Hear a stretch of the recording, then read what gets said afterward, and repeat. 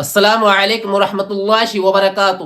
آج کی ویڈیو میں ہم ڈاکٹر مفتی محمد مکرم صاحب کے حالیہ بیان پر بات کریں گے جو انہوں نے فلسطین کے مظلوم مسلمانوں کی حمایت میں دیا ہے۔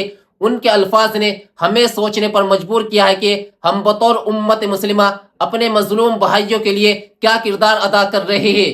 مفتی صاحب نے فلسطین کے معاملے پر جو موقف اپنایا ہے وہ نہایت حق اور انصاف پر مبنی ہے۔ جیسا کہ نبی کریم صلی اللہ علیہ وسلم نے فرمایا، مسلمان ایک جسم کی مانند ہے، جب جسم کے ایک حصے کو تکلیف پہنچتی ہے تو پورا جسم درد محسوس کرتا ہے۔ ناظرین، آج فلسطین میں جو ظلم و ستم ہو رہا ہے وہ صرف فلسطینی مسلمانوں کا مسئلہ نہیں ہے بلکہ یہ پوری امت مسلمہ کا مسئلہ ہے۔ ہمیں اپنی دعاؤں، مالی اور امداد ہر ممکن ذریعے سے ان کی مدد کرنی چاہیے۔ مفتی صاحب نے جو اپنے اس بیان میں کہا ہے ہر ایک مسلمان کو ضرور سننا چاہیے تاکہ ہمیں ان کا درد و تکلیف محسوس ہو اور ہم ان کے حق میں دعا کر سکیں۔ آئیے مفتی صاحب کی ویڈیو کا کلپ سن لیتے ہیں۔ آج کل تو اسرائیل نے بہت ہاتھ پھیلا دیے ہیں نا، سیریا تک پہنچ گیا، عراق تک پہنچ رہا ہے۔ اب تو جو گریٹر اسرائیل کا ایک خواب ہے نا وہ پورا ہو رہا ہے۔ خدا نہ کرے، خدا نہ کرے۔ غزہ کے حالات پر ہمیں بہت غم ہے، فلسطین کا جو حالات ہے غزہ کے بہت غم ہے، بہت افسوس۔ الفاظ میں آپ کو بتا نہیں سکتا کتنا غم ہے۔ تقریباً 435 دن ہو گئے، ظلم برابر ظلم، ڈیلی ظلم، ہوائی حملے، بربریت، نسل کشی، جینوسائیڈ۔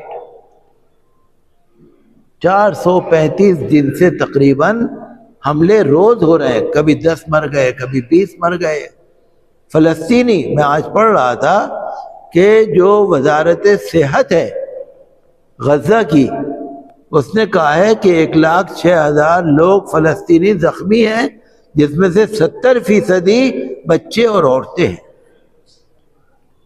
غزہ کی جو وزارت صحت ہے اس نے کہا کہ تقریباً 45,000 لوگ فلسطین کے حملوں میں شہید ہو چکے ہیں، لیکن یہ رپورٹ صحیح نہیں ہے۔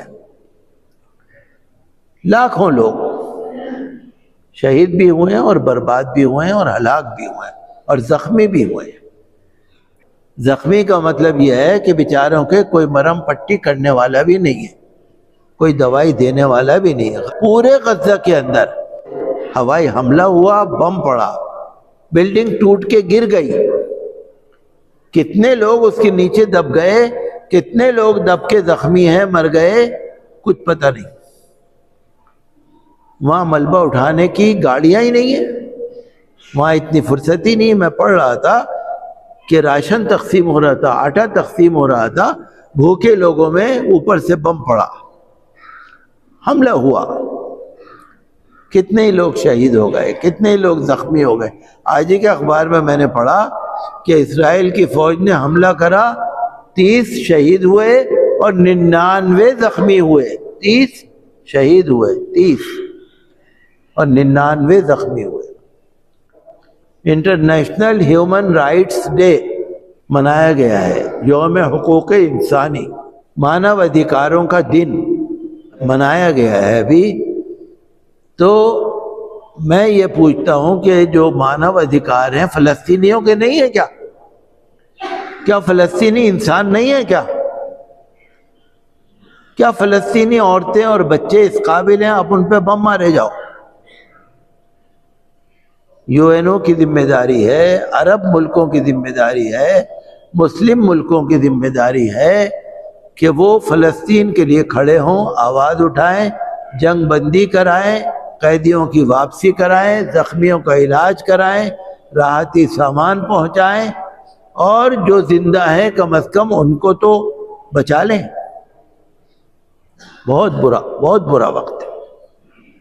عالمی برادری کو اس میں ایکشن لینا چاہیے، اور میں تو آپ سے بار بار کہتا ہوں دعا کریے، دعا کریے، اپنے لیے بھی، اپنے ملک کے لیے بھی، بھارت کے لیے بھی، فلسطین کے لیے بھی، سب کے لیے دعا کریے آپ۔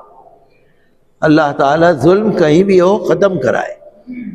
آج کل تو اسرائیل نے بہت ہاتھ پھیلا دیے ہیں نا، سیریا تک پہنچ گیا، عراق تک پہنچ رہا ہے.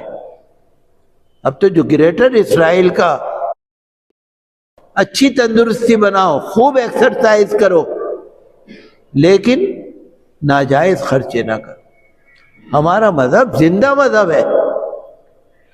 تو میرے بھائیوں، فلسطینیوں کے لیے آپ دعا کیا کریے. ناظرین، ہمیں مفتی صاحب کے اس بیان سے سبق لینا چاہیے اور اپنے مظلوم بھائیوں کے لیے دعا کے ساتھ ساتھ عملی اقدامات بھی کرنے چاہیے. اللہ تعالی ہمیں ایک مضبوط اور متحد امت بننے کی توفیق عطا فرمائے. آمین. اگر آپ کو یہ ویڈیو پسند آئی ہو تو اسے زیادہ سے زیادہ شیئر کریں تاکہ یہ پیغام سب تک پہنچ سکے. اپنے خیالات کمنٹ میں ضرور لکھیں. جزاکم اللہ خیر. والسلام علیکم ورحمۃ اللہ وبرکاتہ.